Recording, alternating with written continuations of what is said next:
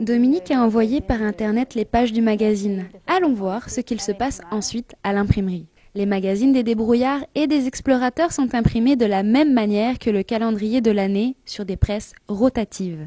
Il s'agit d'une machine gigantesque. Elle mesure 52 mètres de long, 3 mètres de large pour 7 mètres de hauteur. D'un côté, le papier entre et de l'autre, le calendrier sort. Yves travaille à l'imprimerie transcontinentale Interweb. Il nous explique les différentes étapes. On commence par installer les plaques sur une presse. Les plaques, c'est du métal. L'image est transférée de la plaque à un cylindre de caoutchouc et le caoutchouc est transféré l'image sur le papier. L'impression se fait sur du papier qui est fourni en rouleau et non pas en feuille.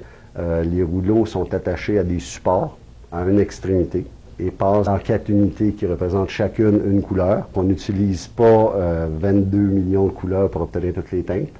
Il y a simplement besoin des 4 couleurs de base qui sont le noir, le cyan, le magenta et le jaune.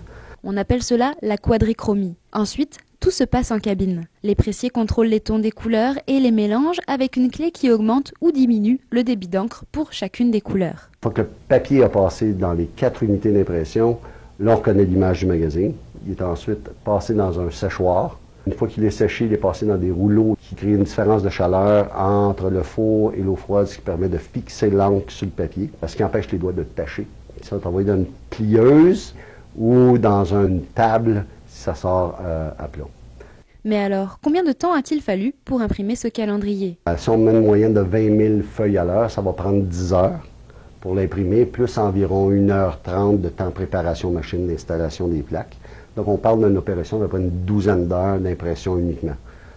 Par la suite, il y a le pliage et le coupage. Donc, quand on commence à rajouter, si on réussit à tout faire la séquence une après l'autre, probablement qu'on s'en tirerait probablement 2 jours et demi de production continue. Dès que le magazine est sorti des presses de l'imprimerie, il est distribué à tous les abonnés.